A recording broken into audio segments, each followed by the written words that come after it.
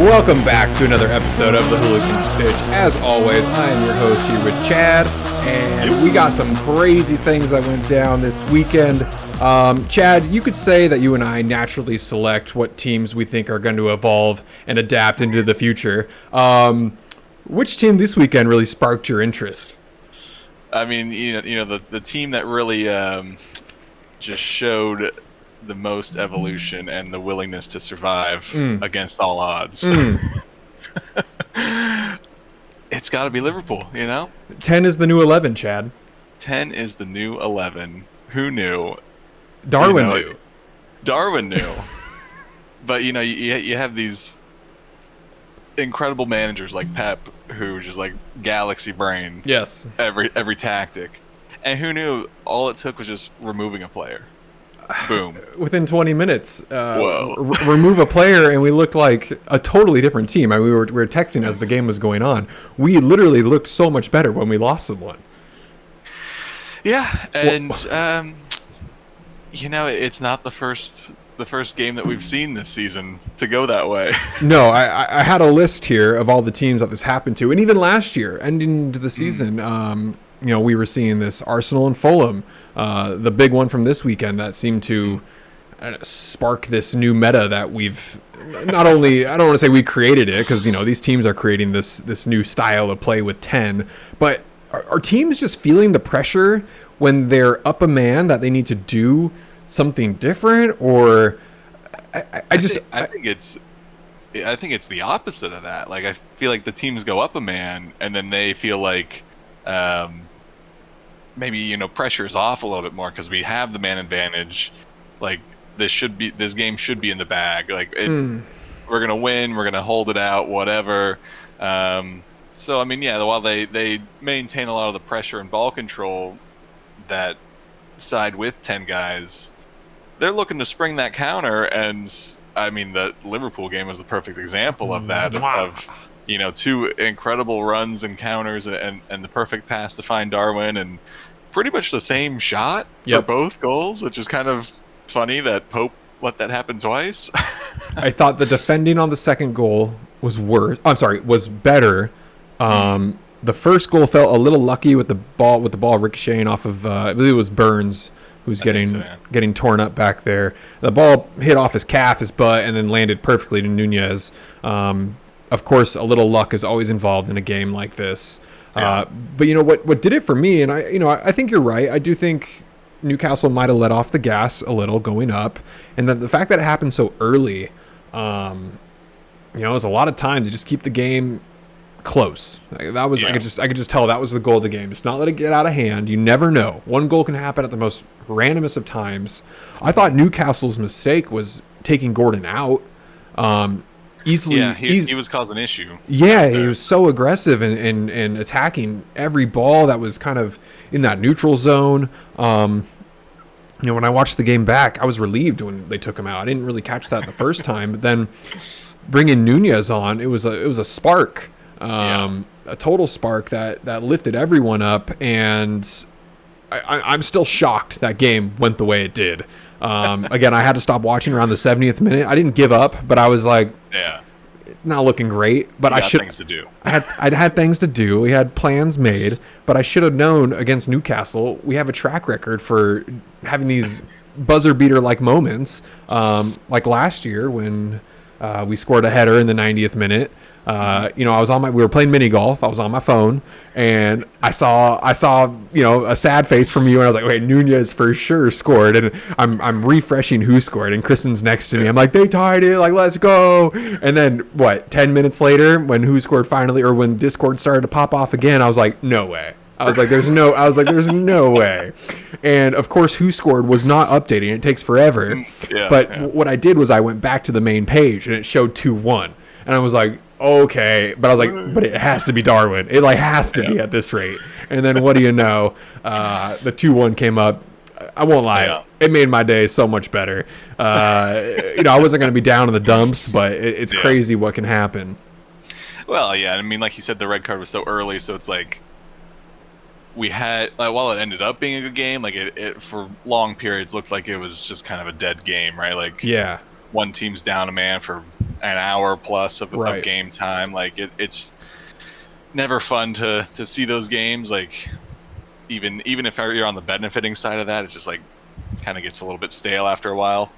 But I guess maybe that's what Newcastle was feeling here. They felt a little stale out there, and Liverpool is still hungry, Darwin especially. And I will take some of the credit for subbing Darwin out of my fantasy team. That's what did it. So I took a lot of pressure off of him. So you're welcome for that. Regrets? Do you have regrets? I mean, I will say Diaz, I think, is a good sub for the long term. I think it's easy to look at this, and Darwin's got me 1.1 point, and Diaz got me 1.5 points this week. So like, it's just the fantasy way the cards fall, sometimes. Everyone has that moment, and this was your moment. And you got rid of it early. Still a long way to go. There's so much to dissect in this game, though. I guess we can kind of go in order. Trent's error leading to their first goal. That was, oh my gosh, I wanted to I kind of did scream, not scream, but I was definitely like, oh. And Kristen's sister's here, and she was like, oh man, like this is what happens on Sunday mornings. I was like, or Saturday, whatever, Sunday morning. Yeah. I was like, yeah, it's pretty normal day. And then minutes later, Virgil's tackle, which I'm still conflicted about. Did he absolutely clobber Isaac? Yes. Yeah, I mean, I wouldn't say like clobber, but like he goes through him. He goes through him. Yeah, I mean, I think Isaac definitely fell harder than what he needed to, how he needed to fall. Mm-hmm. Just the way his body was spinning and the way Virgil was attacking the ball. He got Isaac first, but Isaac also didn't get the ball either. And then Virgil did. It was a huge collision. At least from my point of view, it looked like a bigger collision. Yeah. The red card felt so harsh, and I was like, okay, yeah, he was the last man to goal. He just didn't get the ball enough for me for it to be a straight red. I felt so like angry about it, but I understand the decision, especially looking at it in slow motion. If it would have been a yellow, do you think it would have been upgraded to a red? I mean, yeah, I don't think so much the contact and like foul itself is necessarily red worthy, but I think just because he was last man, he was like, you can argue like in on goal, right? Like you could, pretty much top of the box there. So I think that's where they're getting the red from. And like, I mean, yeah, if it was given a yellow initially, I think it definitely would have been one where VAR calls them over to the screen to double check it. And then when you get into the slow-mos, I think, it looks more a red than anything. But it hurt. And it was, I believe, the first time Virgil's got a red card, straight red in 76 games. So it's not something that happens very often. I think, he told the ref off quite a bit, which is now coming to our attention that he might be banned for a little bit longer. Ridiculous. The speculation is 4 games. It's ridiculous. It's wild because I was reading some other news and I don't remember the exact player. I think it was a random player, but he touched noses with a ref in a different league and all he got was a 3-game ban with the red card. So to add another game on top of this just because he's telling the ref he's stupid and, a little worse than that, a little more vulgar, but I don't know. I feel like we've seen so much worse and had to be less punished. It feels like the incorrect punishment, right? Like it came off a very, high pressure, tense, like emotional situation, right? Where Virgil thinks he's been unfairly sent off. He's gonna, he is captain of Liverpool, right? Mm-hmm. So like, if anything, he's the one person that's able to talk to you with a little bit more wiggle room in how he communicates, right? Maybe don't go off on the ref, but like again, it's a elite athlete in a game mindset. Emotions are running high. This thing happens. He knows like now he's being sent off and well, not more often than not this season, but generally, the team with 10 men ends up losing that game. Mm-hmm. So it's dropped points that Liverpool's looking pretty good before that. So I don't know. I feel like extending the game ban is the wrong punishment. If you want to do a punishment, just like do a fine. And Sure. I know that they make a lot of money and the fines are kind of meaningless, but like that feels more in line with what your repercussions should be for like getting angry and saying some choice words to the ref, right? Didn't push him, didn't touch him, Yeah. didn't elbow him like back in the day, how refs would do to players. So yeah, and then Trent getting the yellow card in the first 5 minutes too. Like I was spiraling. That was a weird one. That was a weird one. Because so I turned the game on like a few minutes late and like missed the actual yellow. I came in right as he like threw the ball back into the field. Mm-hmm. So I saw him like get the yellow for that. But then you watch like the actual play, and Gordon like kind of shoulder checks him in the back For sure. causing him to fly out of the field.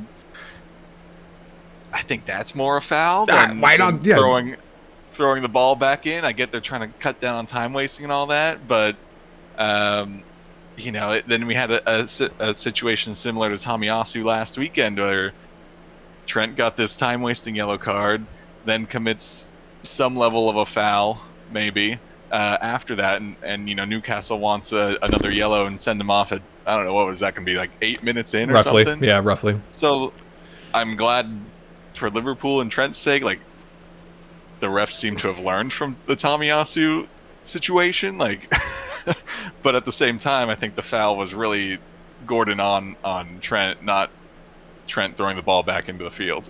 Yeah, Gordon was never getting to that ball, and he definitely led his body into Trent unnecessarily. He didn't need to do that. There was no reason. So I understand the anger behind Trent at that point. I'm glad his frustration didn't get the best of him. It seemed like when Virgil went out and Trent got the armband, it almost cooled him off. He was now the man in charge, and they did what they had to do. Just a wild game, super crazy from start to finish. Yeah. It's as good as like we've talked about Darwin. Like Allison in the back was just making some stupid saves to keep Liverpool in this thing.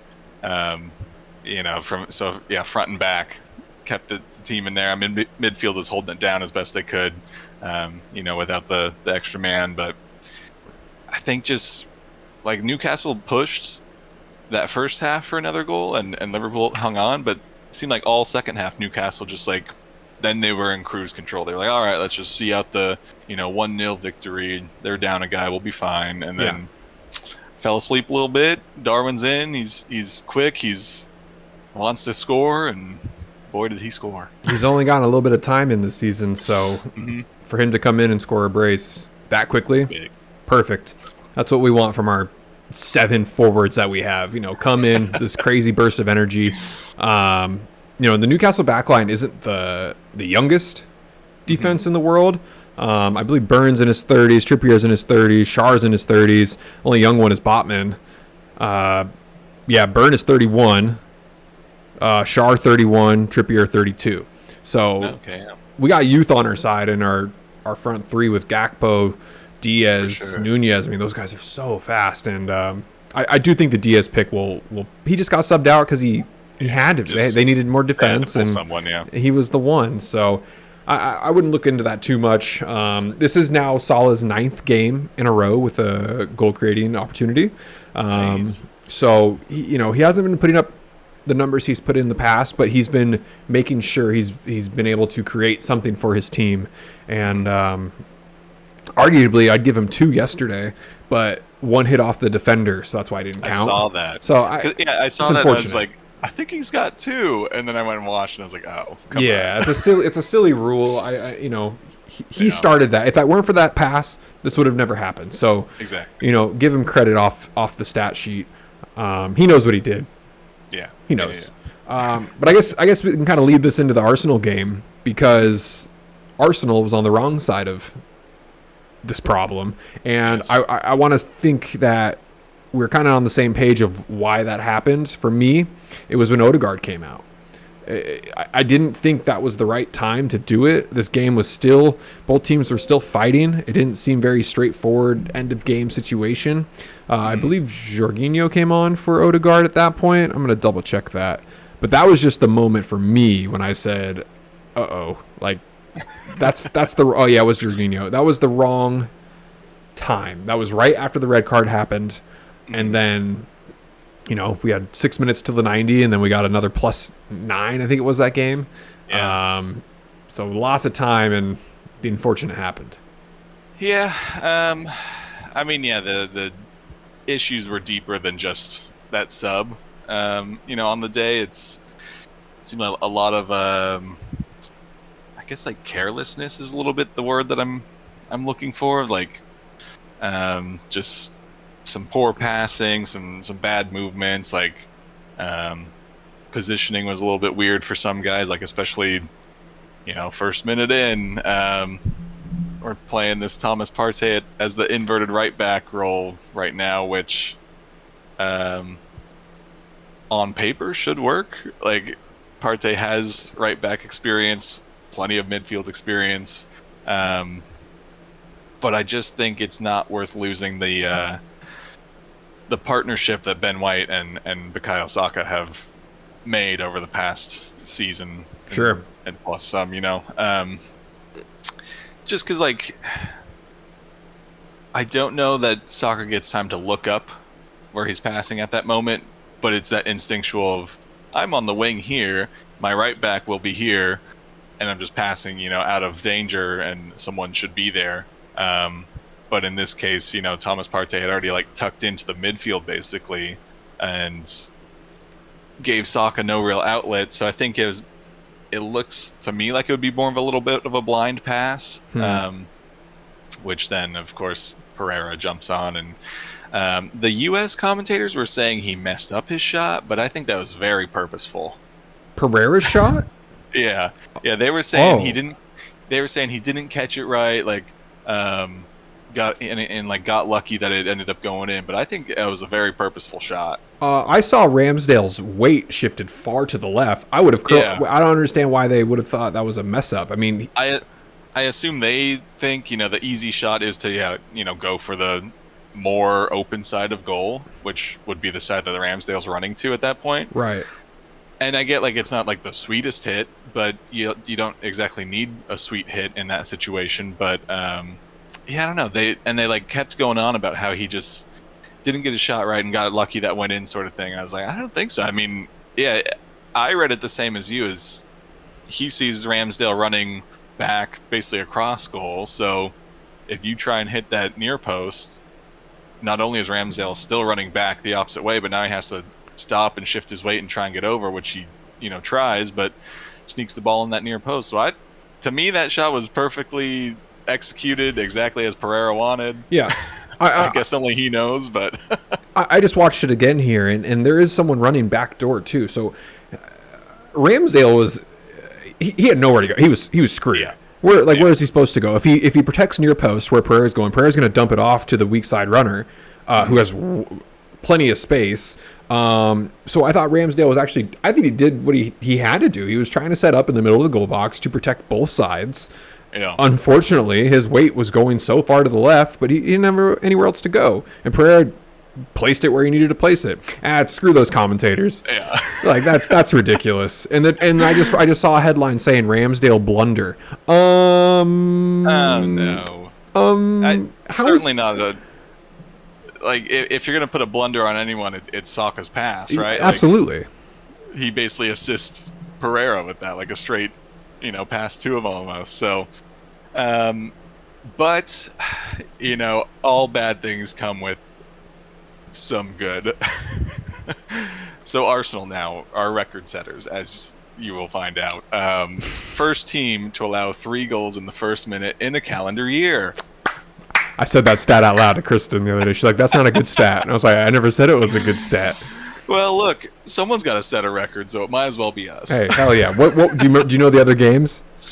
Southampton last season and Bournemouth last season. Now, did you win those games? Southampton was a draw, I'm pretty sure, and Bournemouth was the 96 minute. Oh, Reece. Yep. Yeah. Okay. Yeah. So, but I mean, yeah. Beyond all that,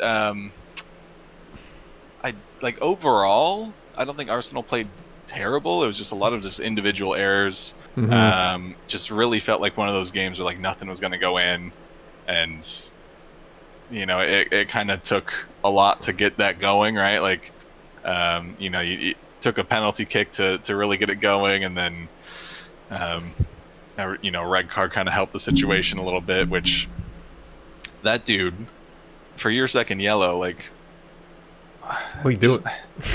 you got your other defender right next to you. Like, let Eddie go past. Hope your other guy can catch him, or you can catch up to him, or Leno gets a stop. Like, I mean, they got away with the point in the end, so I guess it's fine. But like, to just like bear hug the dude and take the second yellow seems like just not the best. They're playing. They're ready for American football season, Chad. They're ready. Yeah. They're ready to make some tackles. For real, He did his fantasy team the night before. He was in the wrong mindset. Yeah, totally. I will say though that tackle, it kind of saved their game. If Ketia goes off, oh my gosh, we forgot to crack stuff. I was waiting, but man, I'm so thirsty. Chad, I was so eager to talk Liverpool. Yeah. Well, quick pause for our sponsors. What are you having? One of my faves, Belching Beaver. Oh yeah. Bride. Oh yeah. Yeah. A classic. Well, I was gonna do a little Members Mark Black Cherry Pomegranate seltzer, but you know what, Chad? I'm thirsty now. Yeah. What's he got? I'm thirsty. My apologies. I'm rough today. It's Monday. I haven't had a break. I'm off my jam. We're doing a little Backyard Hero by Sudwork. Okay. A little nice. taste from home. We're going big boy. It's a lager, so it's nothing to worry about. It's 4 o'clock, Yeah. 3:15 on a Monday afternoon. Don't tell anybody. So I mean, bummer for Arsenal. Good for Fulham. Again, I think Fulham's still possibly going to be one of the bottom 5 teams this year. Yeah. I mean, I think this result was fair considering this game. Like, Fulham did well to kind of put the pressure on Arsenal and got the early goal. Arsenal fought back, but it just a lot of little mistakes and not taking the chances. So, a draw is probably fair. It's early. Yeah, I don't know. Well, I'm interested to see what Arteta does next week against United. I'm really expecting Ben White to be back on right back and Rice and Partey in the middle instead of this weird formation he's trying to work right now. He's experimenting. He's experimenting like crazy. I get what he's going for, and trying to have players be pretty fluid in positions like all over the pitch, and I get why he's doing it in these first couple games, because like these games should have been ones that were easy wins, although none of them really have been straightforward wins for Arsenal so far. I don't know. I think you just got to go back to like what you know a little bit and just kind of stabilize, and then maybe work in one little tweak here and there rather than you're shifting Thomas Partey to right back to invert, but then you also have Kai Havertz in this midfield role where he's like basically playing a new position because he's been playing striker for the past however many years, and then your left back, like Timber went out injured, so that kind of got threw a wrench in it, and Zinchenko's coming back, so like that whole side's kind of a mess right now. So I think it's just too much change going on right now, and things just don't feel fluid and don't feel like they're clicking like they were last season, certainly. I'd argue that no one has had a straightforward win this season, or at least the first 3 games. No one's had a straightforward 3 games. Even the champions, which we can either jump into them right now, which might not be a bad thing. They don't look like this year's champions. I know 3 games, small sample size, but they look rough, man. Against Sheffield, they struggled to get anything going. Them not starting Foden was a odd choice.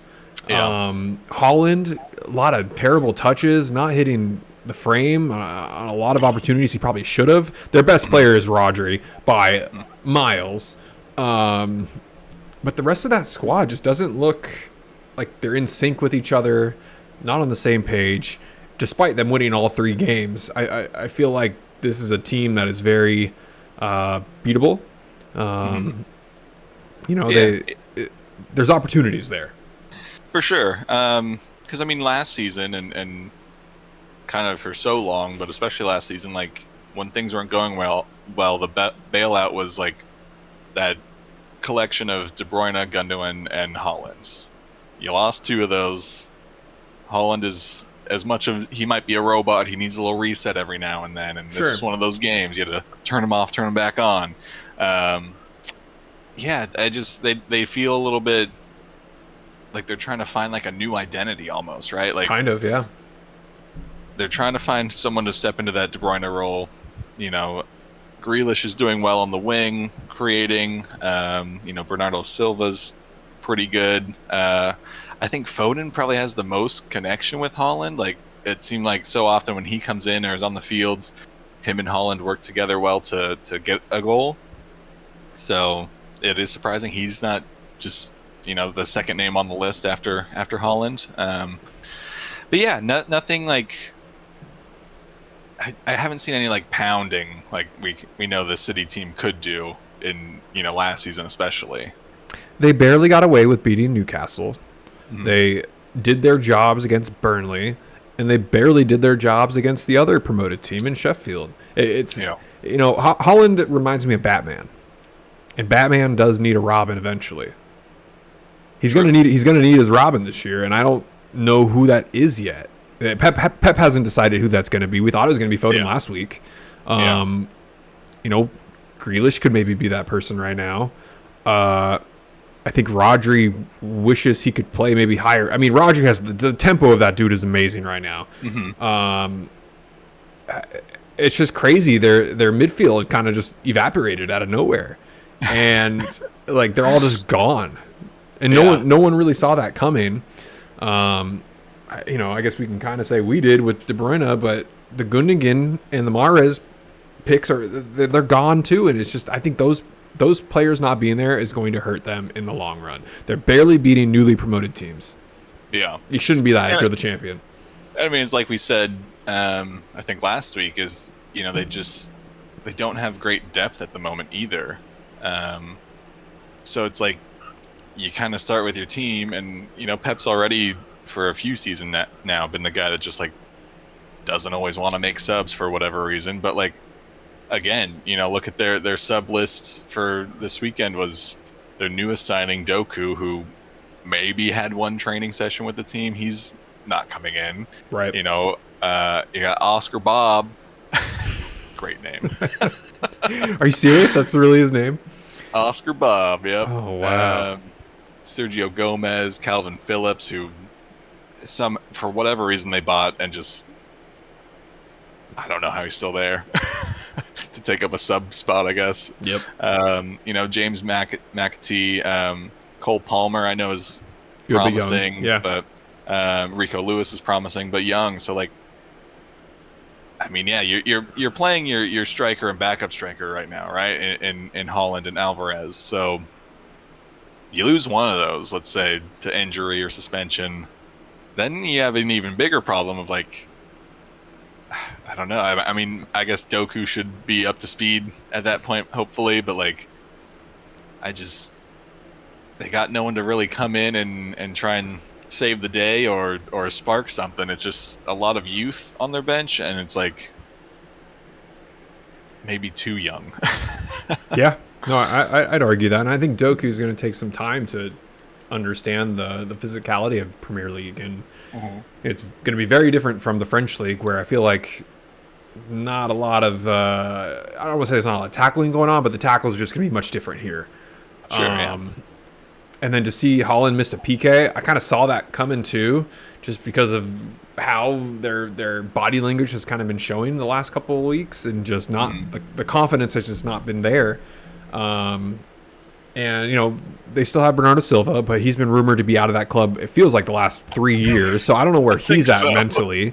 Yeah. I honestly thought this would be the summer he would go, and I guess there's still a couple days left where that could happen, but I don't know. I don't think it will, because Pep needs to hold on to everyone he has now. So yeah, I think this team will get really interesting once Champions League starts up and FA Cup rounds come through. Like you don't got a lot of guys to call on right now, and last season was already a lot of games to go all the way in 3 competitions. Like that's a lot of game time in the legs, and over summer they're taking a little bit of a break, but still got the international games they play, and then right in the preseason, and I don't know. I mean, if there was going to be a year for them to miss out on the Premier League title, it makes sense it would be this year, because you're coming off of your most winning year, and Yeah. it's just the easy script writing of well, then they sucked the next year. No one's going to be, well, everyone's actually going to be really happy about it. I don't think Yeah. City, I think as long as they get a Champions League spot, I don't think they'll mind. Yeah. But I was going through their team when I was watching them play. I'd argue their defense is their strongest point of their team right now, so. and it hasn't been that way in what felt like years. It'll be interesting to see if he, we'll see Stones probably play a more central defensive role like he did last year, but hell, will he make that with Diaz too, and kind of keep this just push everyone into the this midfield? Vardiol? I mean, Vardiol was playing really high up the other day, so Yeah. I don't know. It'll be interesting to see what they do. I want to see them play a higher quality team than the 2 out of 3 they've played. I don't think Castle is the same team as they are last year. I just don't think they got the players they should have gotten. Gordon was the best player, but I thought that was a strange one. They lost St. Maximin, which again hurt a lot last year, but when he was on, he was on.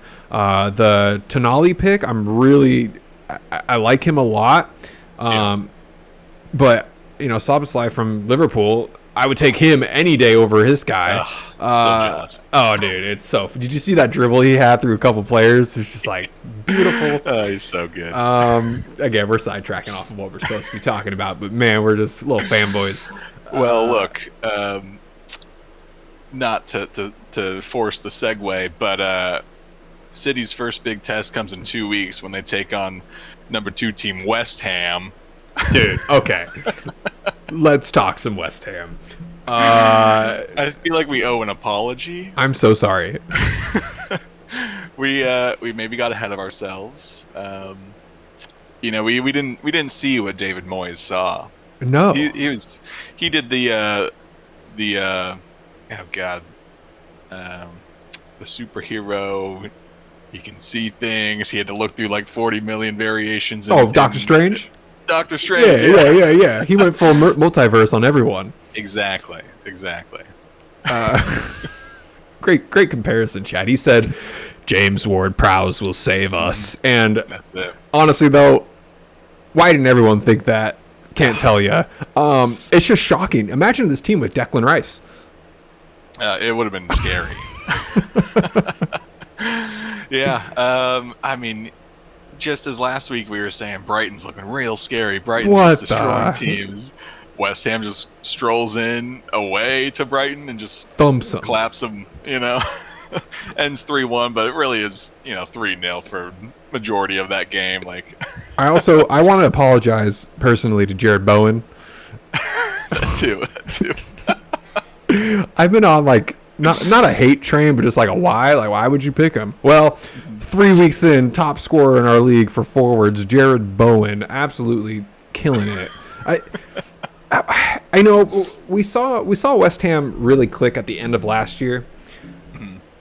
I think we put maybe too much value on Rice. Not saying he's not a great player, not saying he's worth the price that he might be worth that price. But I think we thought he was this West Ham glue. Yeah, and obviously he's not that much glue to that team because they're clicking on every cylinder right now. That Mikel Antonio goal was so nice.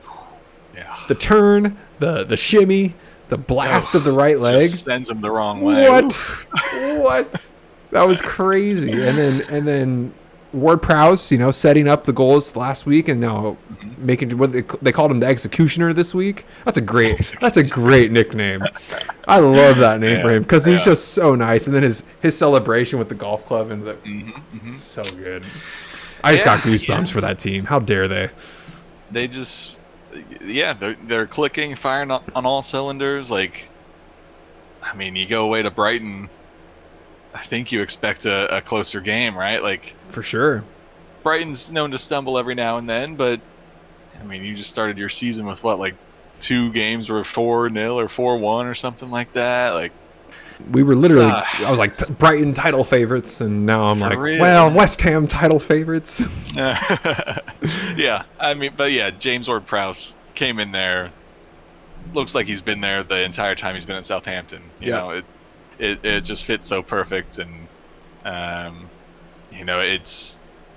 I was wondering if they would be able to play Paquetá and James Ward-Prowse well together, and so far it's working pretty good. You know, they're got some good creativity in the midfield now, and Susek is in there too, and getting plenty of tackles and interceptions. And I don't know, not that like you needed to get rid of Rice to let this happen, but I think it maybe just clears up some maybe like roles, right? Whereas like before it was Rice and Suchek in the back, and it's like we're both kind of defensively minded, but like sometimes we'll go up, sometimes we won't, and I think that maybe left them a little bit exposed. Whereas now it's like James Ward-Prowse is like, I'm definitely going to step up before you do, and Suchek is like, okay, cool, like I'm staying back, I'm good to hold down the midfield while you go up. I think it just maybe made, you know, everything a little bit more clear for the midfield,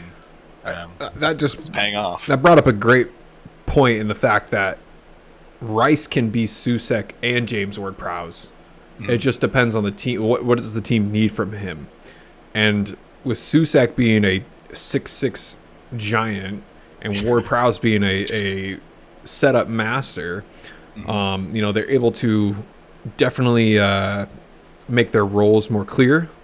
There isn't as confusion as who needs to go up, who needs to drop back. Now Susek, I don't know if you saw, got injured this game. He took a knock to the head that was not pretty. It was a great, beautiful ball by Ward-Prowse on a free kick. Susek went up, got absolutely clobbered, and he didn't necessarily get knocked out. Like, you know, the Drogba when he gets hit in the head by the keeper, and I was like, hell, it wasn't like that, but it was enough to where he was a little wobbly legged, so he had to come out. Okay. But so I'm going to keep my eye on that because I've been watching. Susek's been great to start this season. Yeah. And I hope that doesn't alter what they're doing. But he went out and they scored 2 more goals shortly. And not shortly after, but they scored 2 more after him. So it's not like he was a big... And Brighton's such an attacking team. So I was shocked to see them put 3 on Brighton. We didn't see Steele. Steele's out right now. And I know Steele's been pretty solid. Was he injured, or was it just... Yeah, I believe he got injured. Okay. I can check that, though. Yeah, I saw there was a change back there, and I didn't know... So now, like, last season, Sanchez was starting, then all of a sudden didn't, and then it was Steele forever, and like I didn't know if that was happening again, or if he got injured. But, I mean, that'll definitely play a part in, you know, defensively, Brighton looking a little bit more shaky. Just new keeper, not used to the back line, not used to the calls and stuff, and but still, like, go down 3-0 at home, and, you know, save 1 goal, but gotta do better. All right, Chad, news is in. Steele was benched.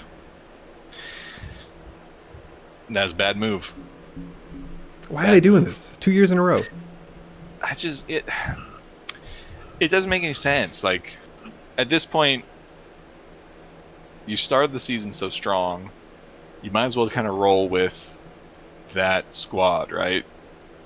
Especially like in these first few games, you know, there's no FA Cup or Carabao Cup to get in the way and you know, mess with people's fitness, but to change just to change is a risk, and it clearly didn't pay off this week. But so I guess he made comments earlier in the season, as in 3 to 4 weeks ago, that he's going to do a 50-50 split depending on form, which is sure, but why not fitness?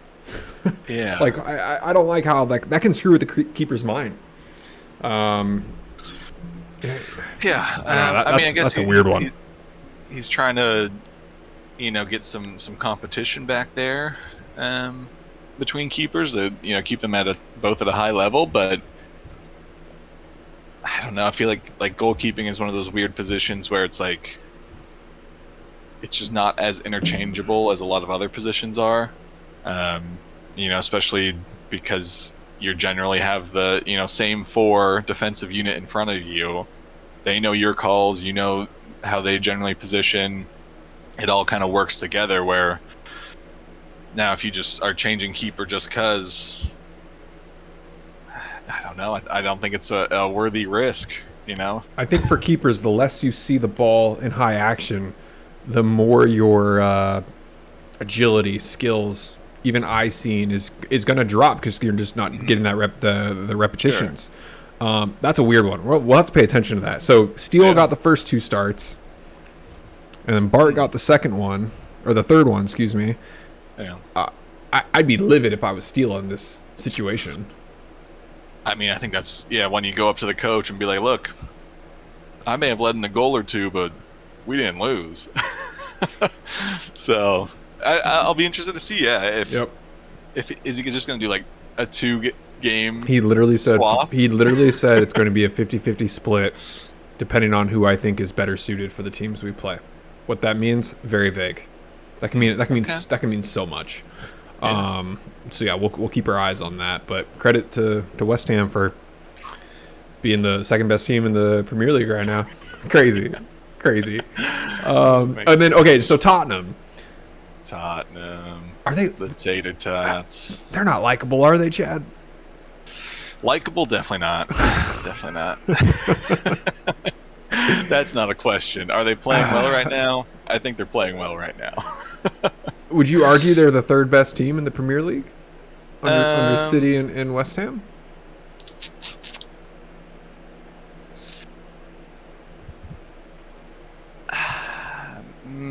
Third best. I'll rephrase the question. Do you think they're the third best gelled team right now? And I don't even have to think. I don't think City's first. Yeah, I'd say they definitely, like, they kind of look like West Ham right now, where everything is just kind of clicking, even with some new additions and stuff. Yeah, I mean they're playing well, and we knew James Maddison creates a lot, so bringing him into the team was a great move, and he made a nice little deeper run from midfield to get onto a goal in this game, and it's Bournemouth, so it's not like top end competition, but I mean still you go away to Bournemouth and pretty easily put 2 goals past them and shut up shop. So yeah, I mean Bournemouth definitely had some looks though, so like I don't think Tottenham looks unbeatable or anything like that, but it's definitely pretty much the start you want to your season. No losses, 1 draw in there, but that's just as good, and scoring goals most importantly. So sure, I think that they look good right now. We'll see if it can hang on. I know they got some younger guys in there, so it might just be against some of the lower table teams they can do it, but then when you get a little bit higher, it gets a little shakier, but we'll have to see. Well, this was Kulishevsky's first goal in the last 27 games, which is wild because we tracked him last year, and I feel like he had such a hot start, and then obviously he hit that cold spell. So I want to bring this to your attention. Last year, top 4 teams at this point in the season: Arsenal, City, Tottenham. Can you guess the 4th? 3 games in. Yep.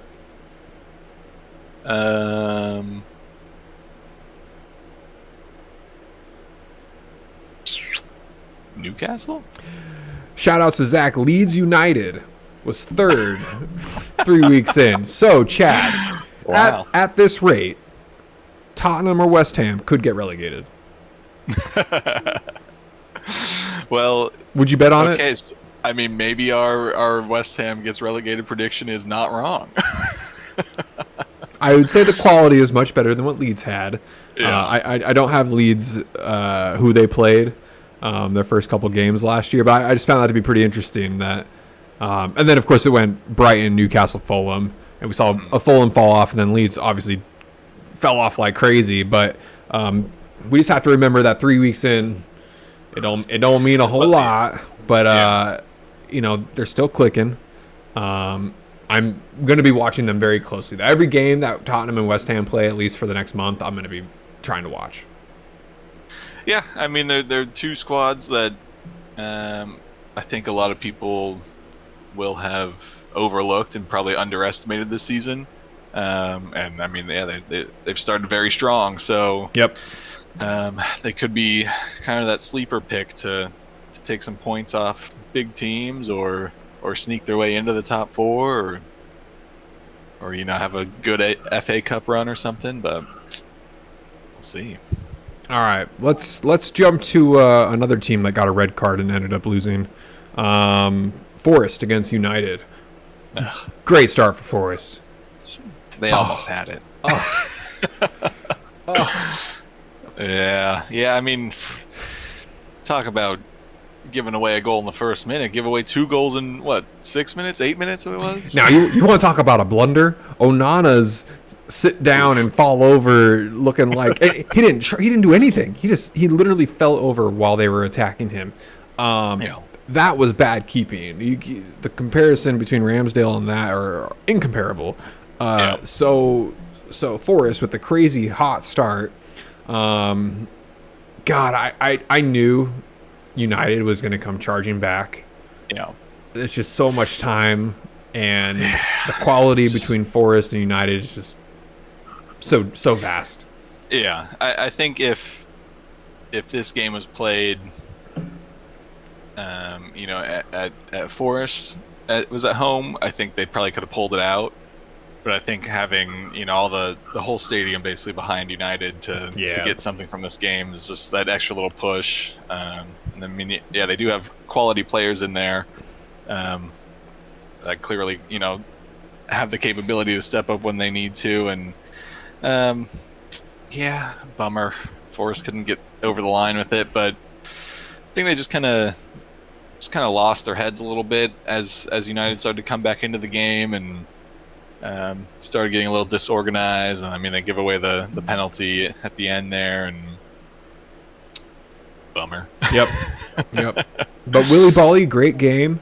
4 tackles, 1 interception, 1 block, 8 clearances, and a goal. I'm going to be keeping my eye on him because I'm not feeling too awesome about Matt Turner. Not because of who Matt Turner is, just because of what Forrest is.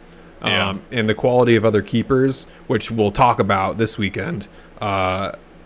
There's just so many good keepers out there that are just getting wild points, and unfortunately, the shots they're taking on Forrest are going in. There's just not a lot of room for Matty T to save a lot.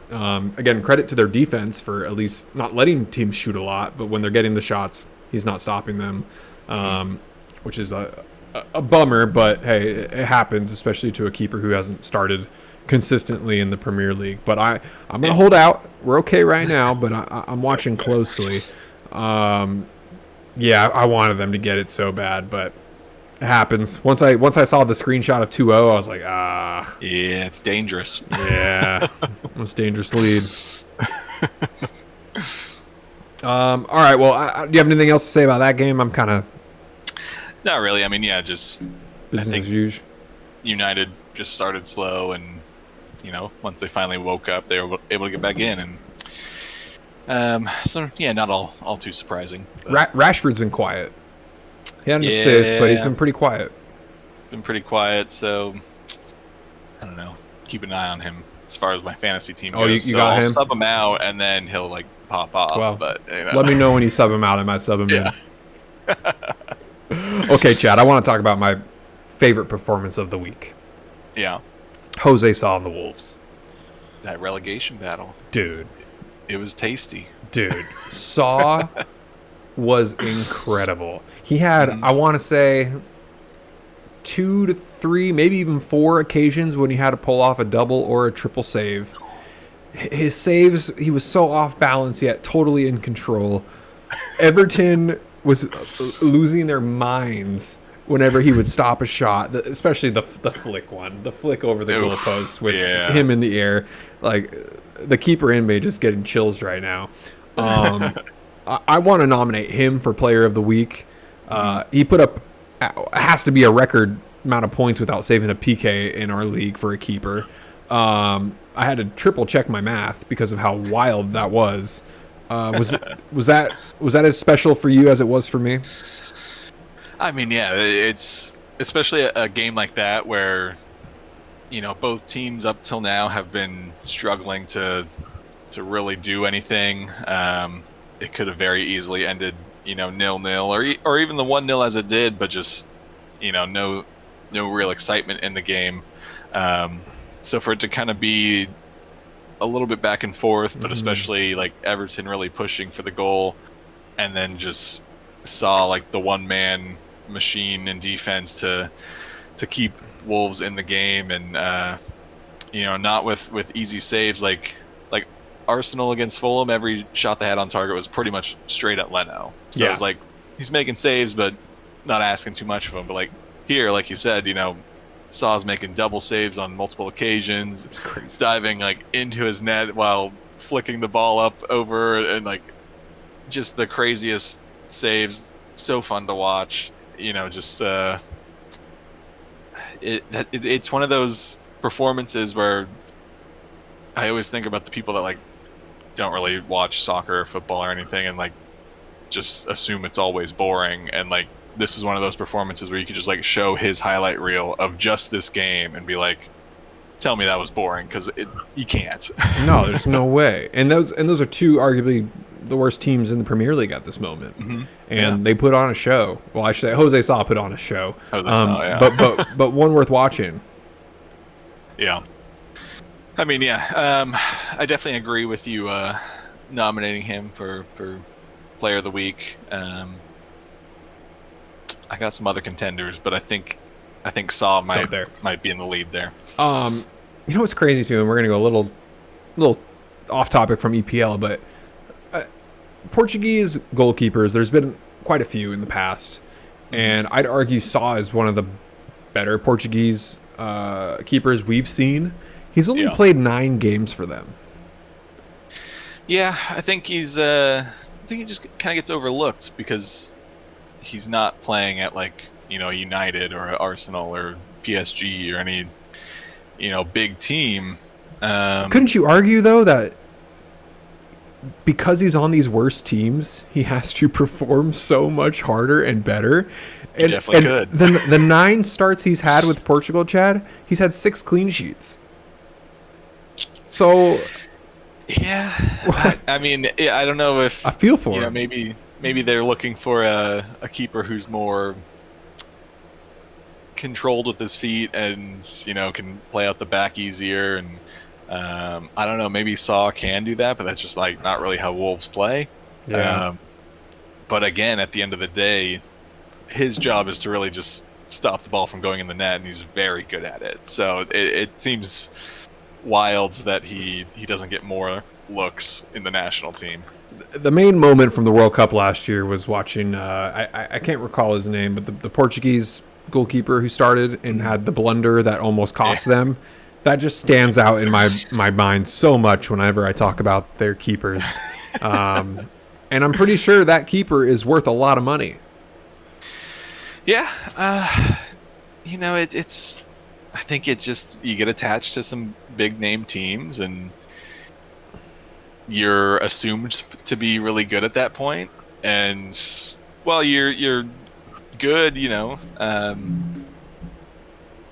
there's maybe better options at lower tier teams, I guess you could say. Saw is maybe not the big pretty marketing pick, because if you don't watch Premier League or you don't really pay attention to Wolves, maybe you don't hear about them because they're not playing in Europe or anything. So, but at the same time, he's stopping balls from going in the net like he's supposed to do. Like all the time. Yeah, all the time. So, I don't know. It's unfortunate for him. I'm sure he would love to, stake a place in the national team, but maybe after this game he'll get another shot. Maybe. We're promoting the hell out of him, so maybe someone will finally listen to us. How bad did you want Chelsea to lose? Look, It would have been great. Content. I think, yeah, the content would have been incredible. The meltdown of will Pochettino be able to stay or get the boot, you know?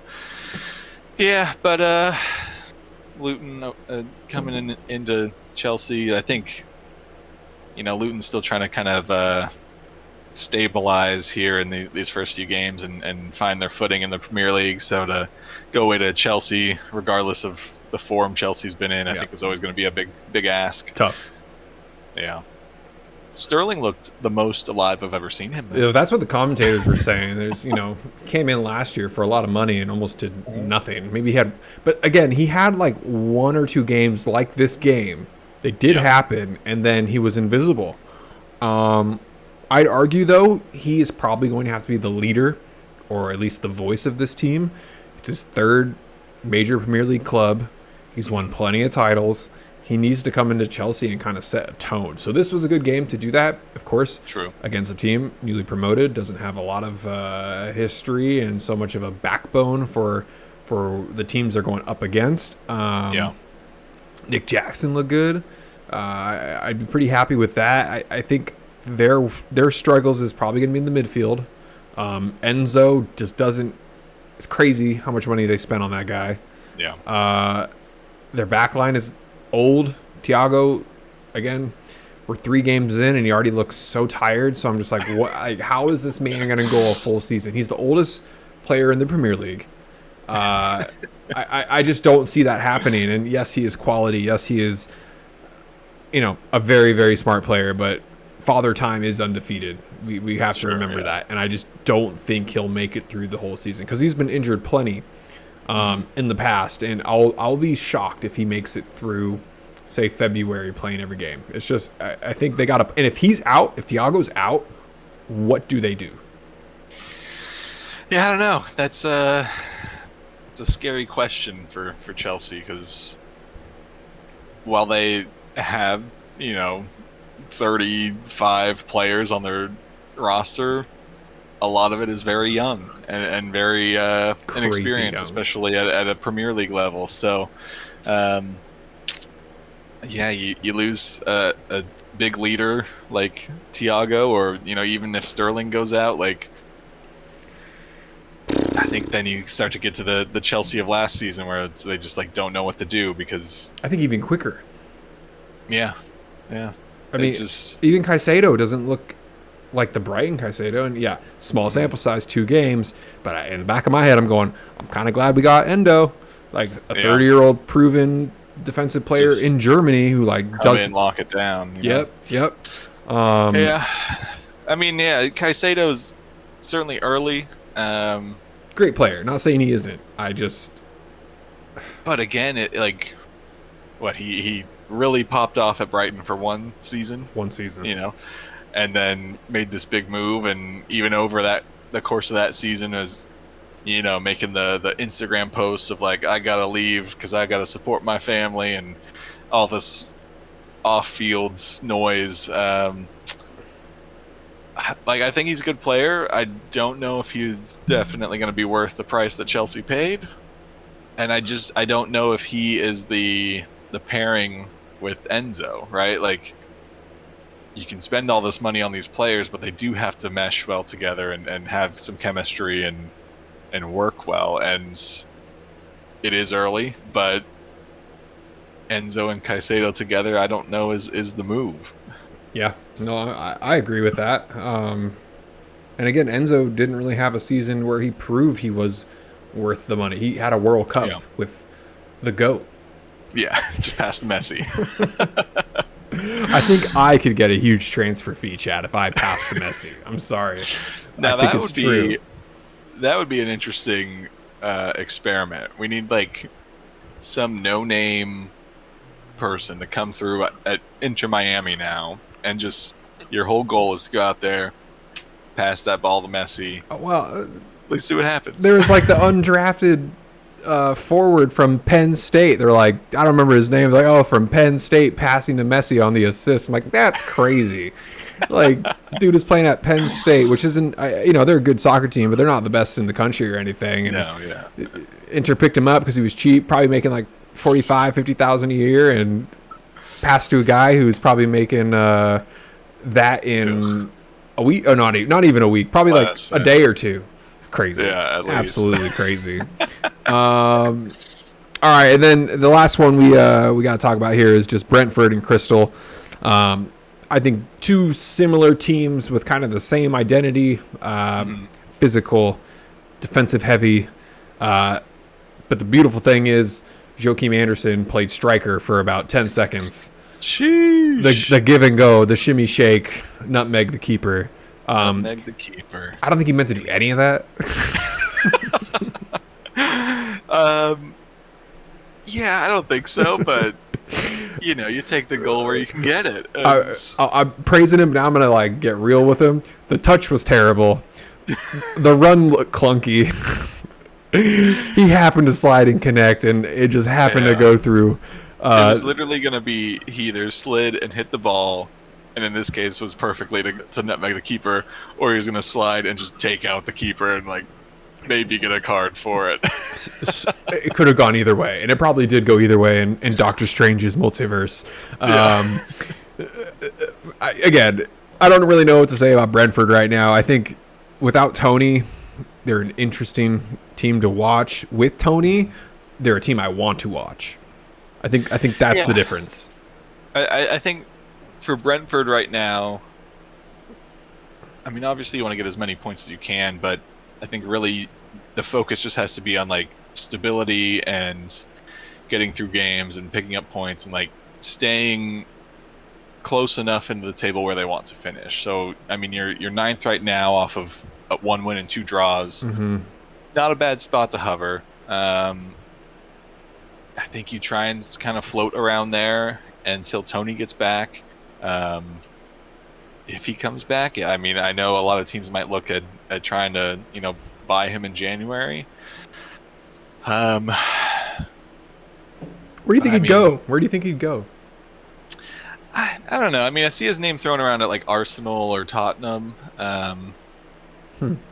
Tottenham makes the most sense right now, I guess, because they do need a striker. Yeah. I think he might find it difficult to like go to another Premier League team just because he does have this like now a betting charge against him that has forced him to stop playing, so that might loom over his transfer, and I don't know if teams will want to take the risk of if he does it again or something similar.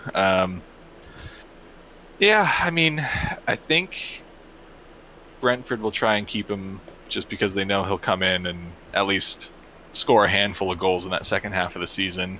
But I wouldn't be surprised to see Tottenham especially at least ask about him. I mean, Richarlison's still not doing anything for him. Son is playing well, but not necessarily getting the goals. They just don't really have a focal point of their attack right now, which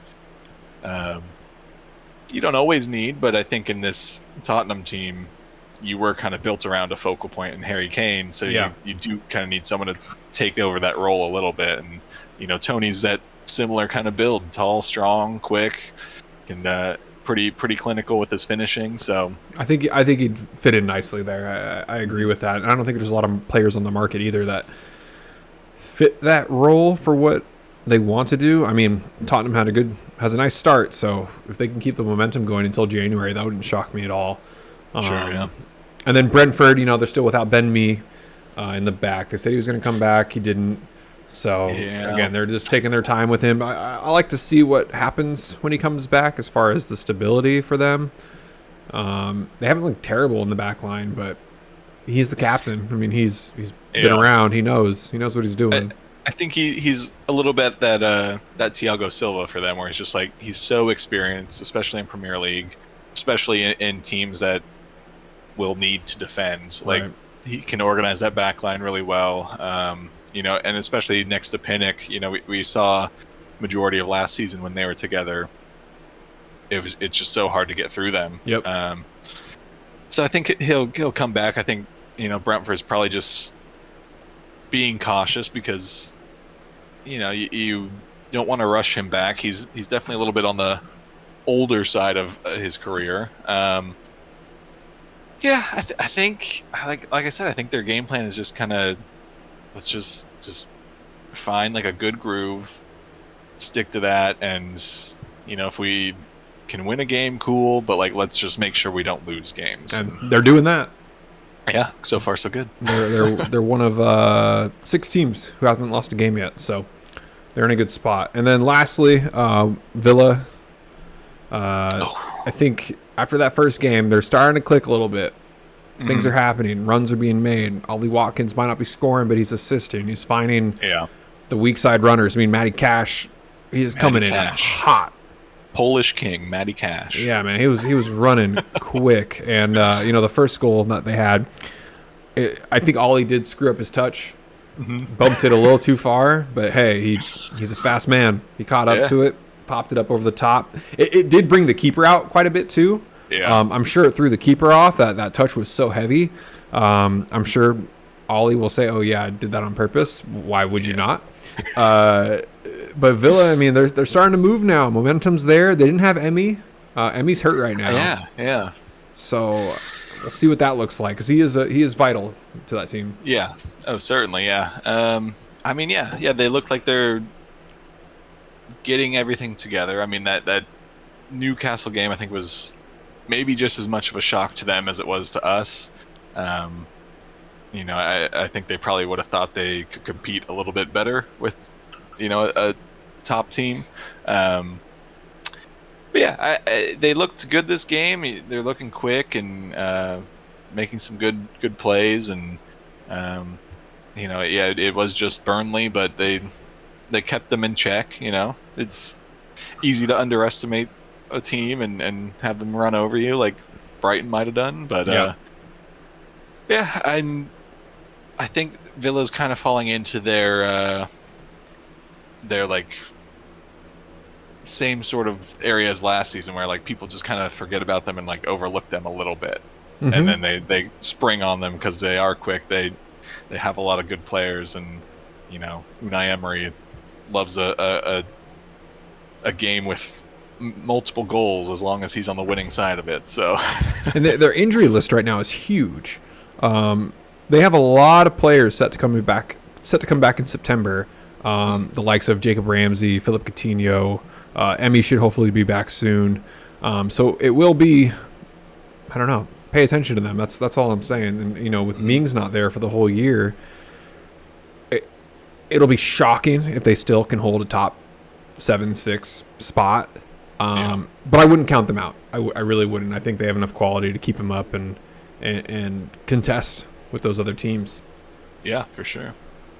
All right, we did it. We went through all our teams here. Next weekend, Sunday is the day that we're going to have to be watching games. Palace and Wolves, fine. Oh. Liverpool, Aston Villa. And then we got Arsenal and United right after. So those we're going back to back on those. Those are the two. And then we got Brighton, Newcastle too on Saturday. Yeah, that's our afternoon game. So I'm looking forward to those. Those are my big ones. Nice, yeah. Yeah, Super Sunday, if you will. For sure. Does football start? No, not yet. I think the following week. Following one. Right. Okay. So then we go on an international break after this weekend as well. And hopefully no one gets injured out there because that would be a bummer. All right, Chad, let's do our nominations here. Yeah. Team? I think it's got to be West Ham. You're going West Ham, huh? Mm-hmm. Okay. I thought about Liverpool. It's a great comeback. But West Ham was just... We had them pegged for relegation, and here they are at number 2. All right. Hang on. So we did say... I mean, I don't know. Did I put it on paper that Brighton was title favorites? I might have done it. I don't know if you did title favorites, but... I thought it. I definitely thought it. Yeah, they were definitely a dark horse threat for the title. I thought it before Saturday.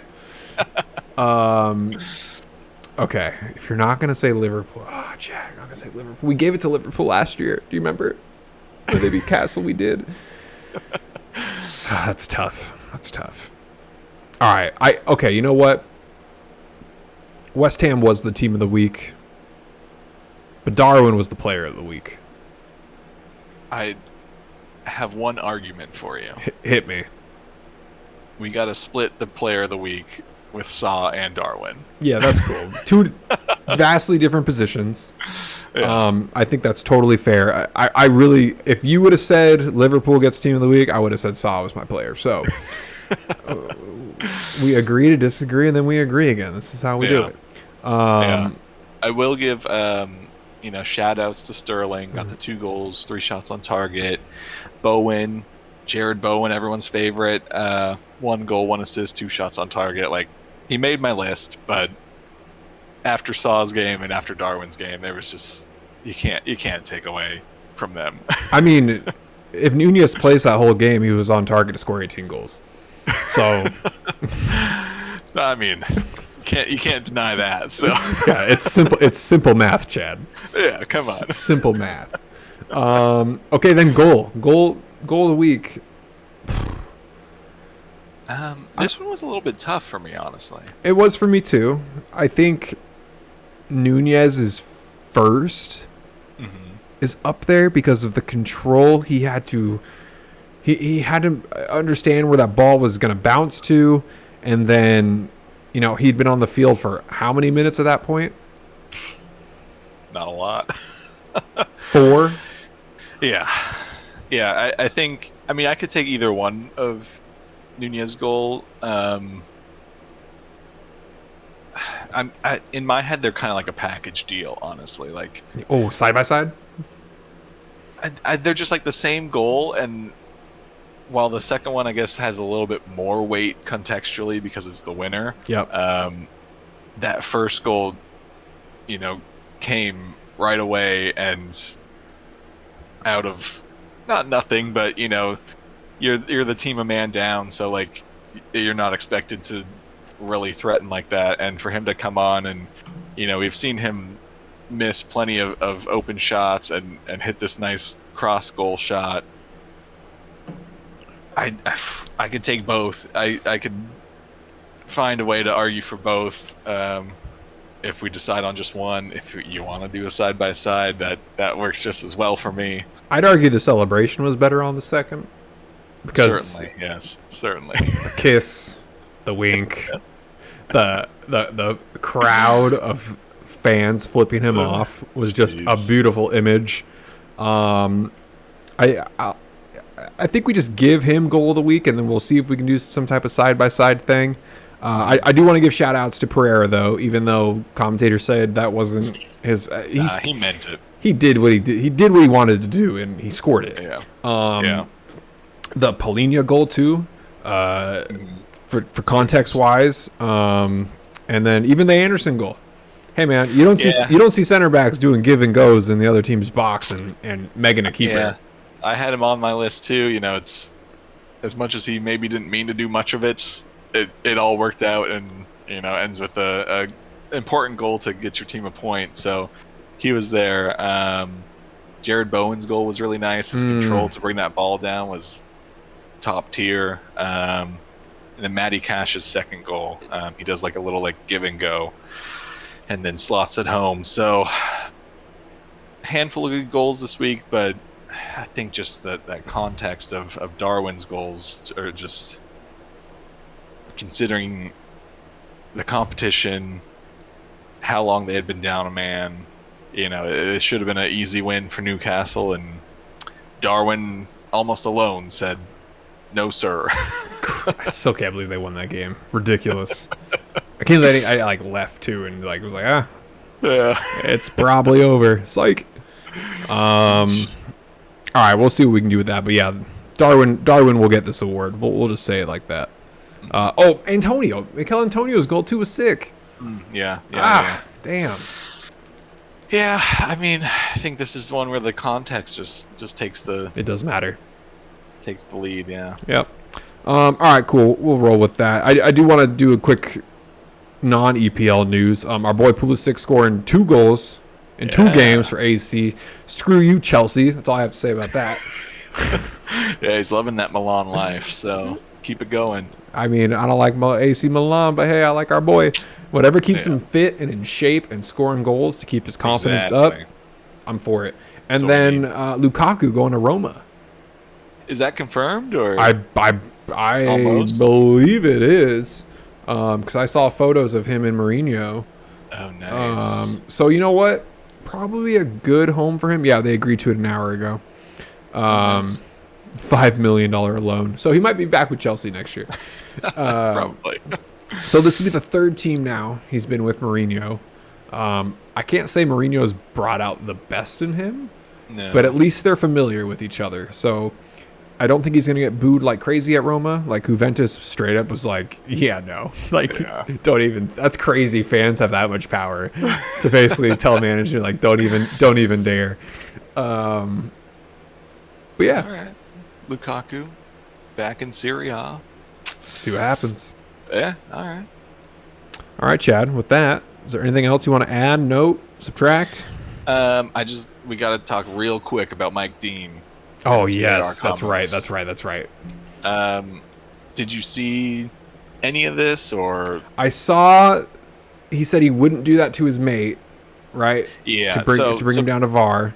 Basically, the conversation was around last season, Chelsea versus Tottenham. Cucurella gets his hair pulled, and he said, I didn't want to send Anthony Taylor to the screen. I didn't want to send him up because he is a mate as well as a referee, and I didn't want any more grief than he already had. So, right off the bat, that sounds like he was having a bad day. I don't want to make it worse. I'm not going to make him reverse the decision he's made, or, make this game-defining decision of sending someone off. So then he goes on to Soccer Saturday, and they're kind of grilling him about it. And he basically, like, paraphrasing, but he basically says he doesn't feel like the hair pull was violent conduct. Oh, what does it feel like? What does he think it is? Didn't really say, but he does agree he should have sent Anthony Taylor to the monitor to look at it. So he's like taking blame, but also kind of not. Deflecting a little bit, yep.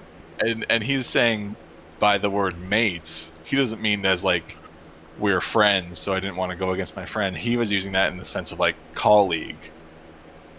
But still, is it not your job to, as VAR that day, direct your friend, colleague, coworker, partner, whatever you want to call it on the day, to the screen to potentially adjust the on-field call, or get the call right. Like, that's what VAR should be doing, is giving the on-field ref the tools and the opportunity to see something again to make the right decision.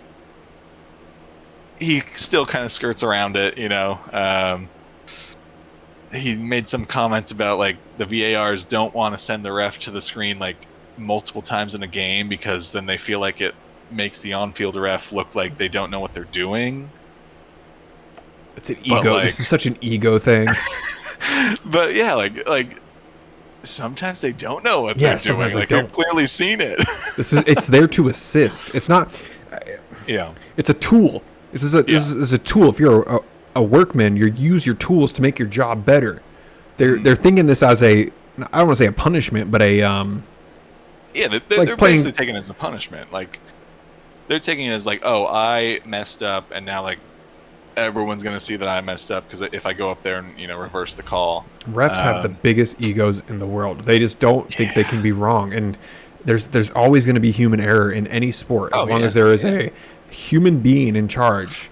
And the fact that some of these mates can't get this through their head that it's okay to mess up as long as you have proof, or at least you'll be accepting to the right call. Maybe not the right call, but at least a different call that you didn't see. We've seen VAR mess up plenty of times, and you're like, oh my god, like VAR did not make the right call here, but at least it stepped in.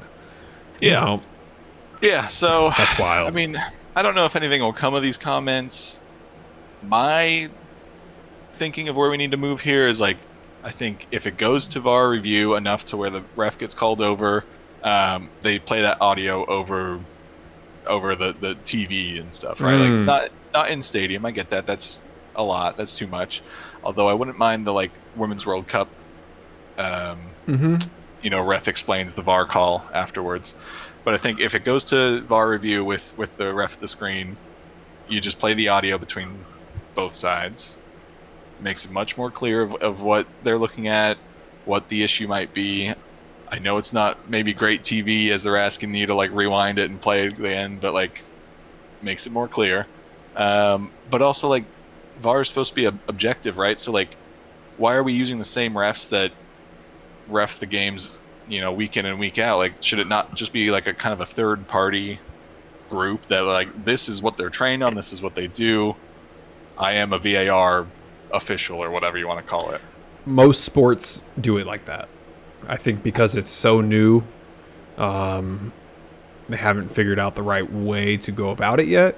Mm-hmm. And maybe there's I don't want to say there's a shortage, but maybe there's not enough referees who can do this side job. I mean, it's so new, right? Yeah. They need to build up a community of referees who just strictly do this. So I think it's possible to get there.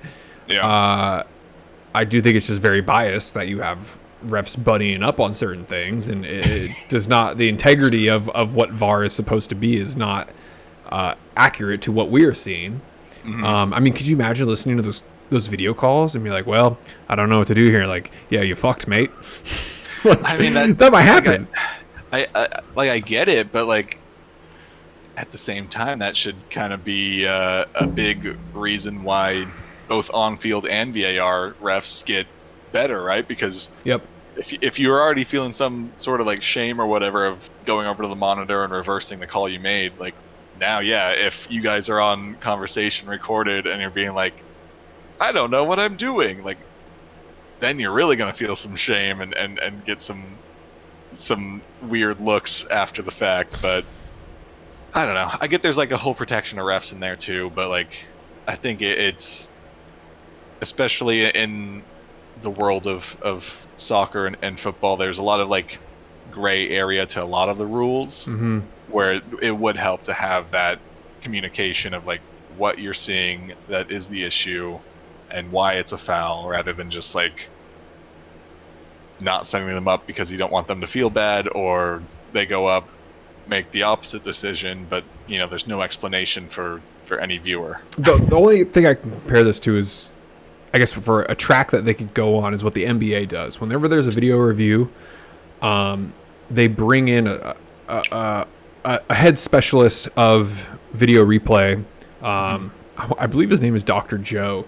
Why that's his name, I don't know. I don't know what exactly he's a doctor in, but he's explaining what the referees are seeing and likely are going to judge their call based on player X, player Y, and like what's happening in situation Z. So he's giving commentary off it. And I understand the commentators are at least saying what they think, but they're not. That's not their job. They're not referees. Yeah. This is a head referee of the. It's not the union of refs, but it's basically he's in charge of all the referees. He's the guy they have to go to. He is the boss man, and he's explaining on national television what they are likely seeing. He might not be right, but he's usually pretty close. I feel like that's what Mike Dean should be doing. He should be talking to the viewer, saying what his crew is seeing and what the likely outcome will be. There's maybe been one or two times when I've been watching and I'm gonna have to look up his name. Dr. Joe has been wrong, so he's like, wow, like I wonder what they saw there. We'll have to go back and look. But just more clarity, more transparency. Let us see what exactly is happening in real time. And what they're thinking. It would just go so far for us. Yeah, I mean, all the fans and players and coaches just want a fair game. So for them to constantly come out and issue these apologies of like, we missed that, sorry, it's like that doesn't do enough, because that's potentially 3 points, which at one end could be the title and at the other end could be a relegation. Yep. So still needs work. Yeah, I feel like we say that every year. I feel like we have a segment. We've done this for 1 year, but it feels like every freaking year we have to talk about this and say what is wrong with it and how they can fix it. So, all right, I see that article was released just a couple days ago about that situation between Mike Dean and Anthony Taylor. So we'll see what happens after that. Yeah. Who's Anthony Taylor reffing this weekend? Do you know? No, I don't. I'm gonna check that out real quick. I don't actually know where you can find that. Yeah, I've never really looked, but maybe on EPL website. I don't know. Yeah, I'll do a little bit of research when I'm checking out games this weekend. Anthony Taylor. Oh, okay. Anthony Taylor, man, he drove me crazy this last week. Always does. It's just ongoing with him. There was a time I think someone was trying to talk to him and he just straight put his hand up in their face and was just like, it just looked like this. And the player's just like, I think he like tried to like go around his hand or something like that. And it was super funny. I'll try to find the clip. So yeah, well, Yeah. enough said. All right, Chad. With that, Yeah. episode 43. Yeah. I think we're there, man. They're getting hard to count. We're gonna have to stop counting I know. eventually. Yeah. All right. Next weekend we'll be around. I think we'll be back to recording on Sundays. Good. Normal life is back to normal, like we said, and should be fun. Week 4, and then we get a little break, Little break, yeah. and then Champions League right around the corner, which we're gonna be running this Thursday. the draw. Champions League draw. Yep. So Looking forward to that. I hope we get a nice. Well, I guess I hope Inter gets a nice easy pot. We'll see you next year if you're Liverpool. yeah. Who are you hoping to get? Not Bayern? Bayern's definitely gonna happen at some point. it's just written in the I can't wait. Champions League. That'd be a book. great game. That'd be a Yeah. great game. All right. Well, with that, we'll catch you next Sunday. Sounds good. All right, Chad. Talk to you later.